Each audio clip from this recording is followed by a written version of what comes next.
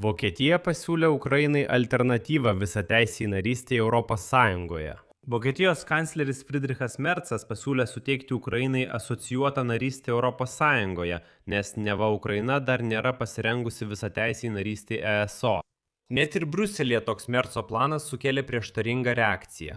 Iškilo klausimų dėl jo teisinio pagrįstumo, įgyvendinamumo ir politinių pasekmių. Galiausiai Ukrainos prezidentas Volodymyras Zelenskis atmetė Vokietijos pasiūlymą suteikti Ukrainai asocijuotosios ES narės statusą, nes tai atimtų iš Kijevo balsavimo teisę bloke. O Volodymyras Zelenskis pareiškė, kad cituojant, be Ukrainos negali būti visaverčio Europos projekto, o Ukrainos vieta Europos Sąjungoje taip pat turi būti lygiavertė.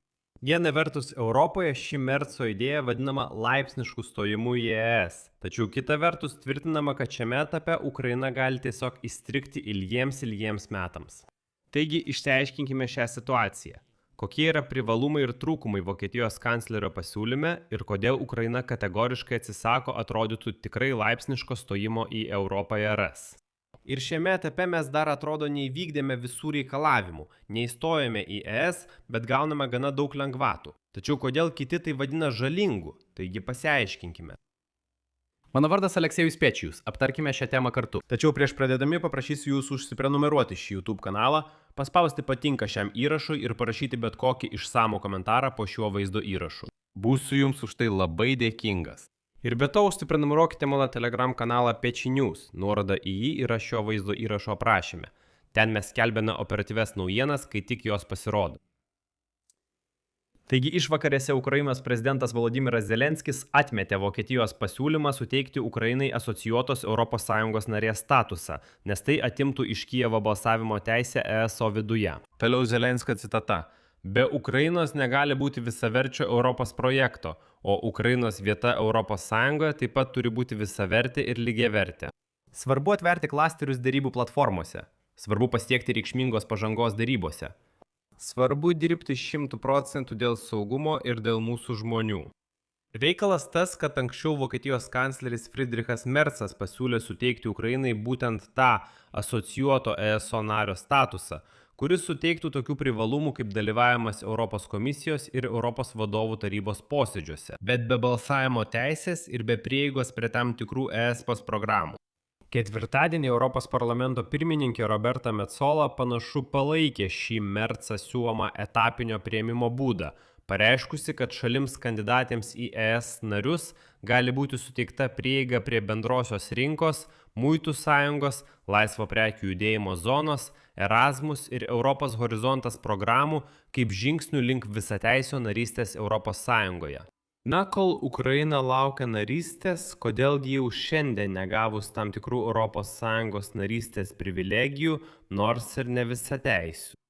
Skamba gražiai, bet atsakymo nėra. Todėl Zelenskis išsiuntė laišką ES lyderiams, kuriame pabrėžė, kad Kijevas sparčiai juda į priekį su reformomis reikalingomis visateisiai narystei ES. Taip pat veikia kaip bastionas prieš Rusijos agresiją visam 27 šalių blokui. Todėl tai keistas pasiūlymas būtent Ukrainai. Tipo, mes jūs visiškai giname, o jūs mums siūlote tik dalinę narystę. Toliau Zelenskio citata. Mes visiškai giname Europą, o ne iš dalies ir ne pusiau. Būtų neteisinga, jei Ukraina būtų Europos Sąjungoje, bet liktų be balso teisės. Ir štai laiškas buvo adresuotas Europos vadovų tarybos pirmininkui Antonijui Koštai, Europos komisijos pirmininkiai Ursulai von der Leyen ir Kipro prezidentui, kurio šalis šiuo metu rotacijos principų pirmininkauja Europos Sąjungos tarybai. Ir čia priminsiu, kad Ukraina pateikė paraišką dėl narystės Europos Sąjungoje praėjus kelioms dienoms po to, kai Rusija pradėjo plataus masto invaziją į Ukrainą.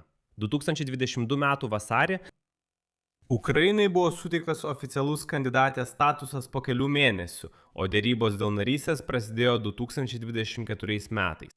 Ir čia svarbu pažymėti, kad Vokietijos kanclerio Friedricho Merzo planas suteikti Ukrainai asocijuotos narystės ES statusą sukėlė net Briuselyje prieštaringą reakciją.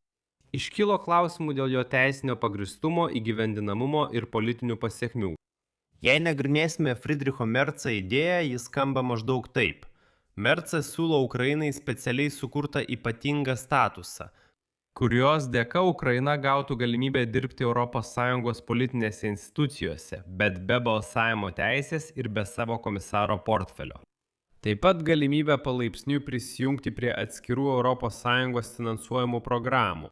Jis taip pat siūlo suteikti Kijevui teisę prašyti pagalbos iš kitų ESO šalių ginkluotos agresijos atveju. Ir štai, pasak Merso, tai sukurtų, cituoju, esminę saugumo garantiją Rusijos atgrasimui, kol vyksta derybos dėl visateisės narystės. Briuselyje Merso pasiūlymą lygino su pernai metų straipsniu, kuriame Vokietijos kancleris pasisakė už įšaldytų Rusijos aktyvų panaudojimą vadinamajam reparaciniam kreditui Ukrainai finansuoti, kurių suma siekia 90 milijardų eurų.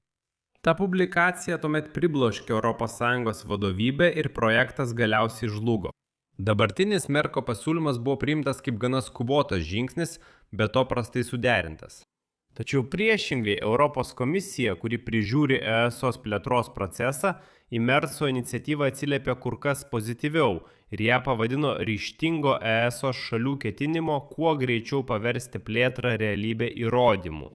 Ir štai Guillaumas Mercier, tai yra komisijos atsakingos už ES plėtrą atstovas, pažymėjo, kad, cituoju, ES plėtra yra geostrateginė investicija į mūsų klestėjimą, taiką ir saugumą. O Ukrainos įstojimas į ES yra iš esmės susijęs su mūsų sąjungos saugumu. Bet kuri naujoviška schema turi būti grindžiama nuopelnų principu, kuris ir turi lemti sudėtingą daugiapakopį derybų dėl stojimo į ESS procesą. Ir čia priminsiu, kad šių metų pradžioje Europos komisija jau siūlė variantą, pagal kurį Ukraina būtų formaliai paskelbta ES nare, tačiau tikrąją šio statuso naudą Ukraina gautų palaipsniui. Tačiau ES sostinės atmetė šią idėją, pavadindamos ją pavojinga ir nerealia. Merko pasiūlymas priešingai numato laipsnišką integraciją, kad būtų galima gauti prieigą prie ESS fondų ir aukščiausio lygio forumų, tačiau formalus narystės suteikimas būtų tik pačioje kelio pabaigoje.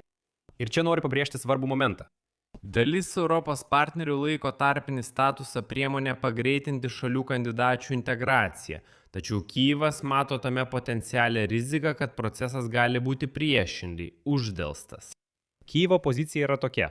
Mes esame pasirengę palaukti, bet vis dėlto norime iš karto gauti visą teisę narystę. Visi alternatyvūs pasiūlymai gali atrodyti patrauklūs pradinėme etape, nes kažką jau gauname iš karto, tačiau jie negarantuoja galutinio rezultato. Tai yra, tam tikrų momentų stojimas į ES apskritai gali sustoti, nes Briuselyje nuspręs, kad iš esmės Ukrainai pakanka ir asocijuotos narystės. Čia padarysiu daugtaškį. Savo nuomonę ir išvadas rašykite komentaruose po šią laidą, prenumeruokite kanalą, paspauskite varpelį ir nepamirškite paspausti patinka. Jei norite paremti šio YouTube kanalo veiklą, tai galite padaryti bet kokią auką pagal nuorodas ir rekvizitus šio vaizdo įrašo aprašyme arba nuskenavę QR kodą savo ekranuose. Tai viskas, saugokite save, iki pasimatymo visiems.